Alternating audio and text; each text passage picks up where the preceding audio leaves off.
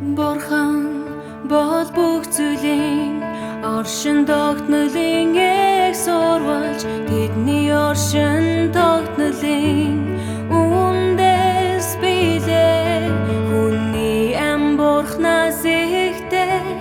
Тэнгэрийн оршин тогтнол Бурханаас үүдэлтэй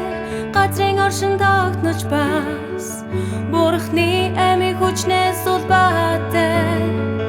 Эмэн чанартай ямар зүйл Бурханы дэд эрхийг даван гарч чадахгүй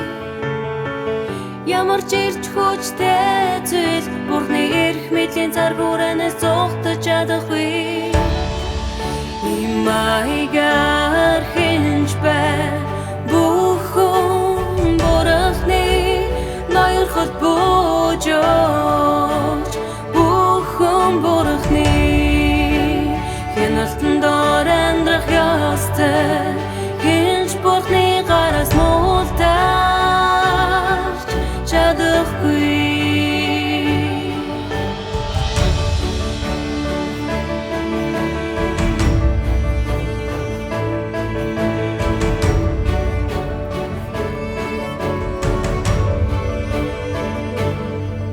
Магадгүй одоо чи амийг олж авахыг маш хүсэж байгаа Эсвэл магадгүй үнийг олж авахыг маш хүсэж байгаа Ямар ч чи Бурханыг олохыг өөрийн итгэж найдаж болох Өөрийг чинь мөнх амиар хангах Бурханыг олохыг хүсдэг Хэрвээ мөнх амийг олж авахыг хүсвэл чи мөнх амийн их сурвалжийг заавал ихлэд ойлгох ёстой Бурхан яг хаан байгаад заавал ихлэд мэдэх ёстой Зөвхөн Бурханд мөнхөд төрөшгүй юм Зөвхөн Бурханд л амийн зам байдаг Бурхан нэгэд мөнхөд төрөшгүй амийн бол Тэр бол мөнх ам Бурхан амийн зам юм бол Бурхан өөрөө мөнх амийн зам юм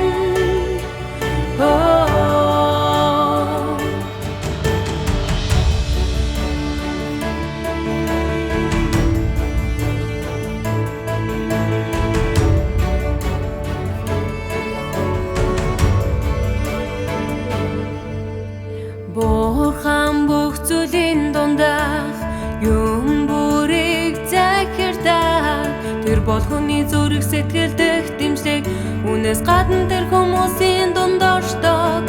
Имайгаар л тэр хүн төрлөختөнд Амийн замыг авч ирж Амийн зам руу хүн төрлөختнийг аваачдаг Хүн амийн замыг олоосаа гэсэндээ Мөн хүний оршин тогтнолын төлөө Бурхан газар дэлхий дээр ирж Хүмүүсийн дунд амьдардаг Үүний зэрэгцээ Бурхан бас хүмүүсийн дундах Өөрийн удирдлагатай хамтран ажиллуулахын тулд Бүх зүйлийн дундах юм бүрийг удирдан чиглүүлдэг Иймээс хэрвээ чи Бурхан тэнгэрт болоод Хүний зүрх сэтгэл байдаг гэсэн Сургаалыг л хүлээн Зөвшөөрдөг атаа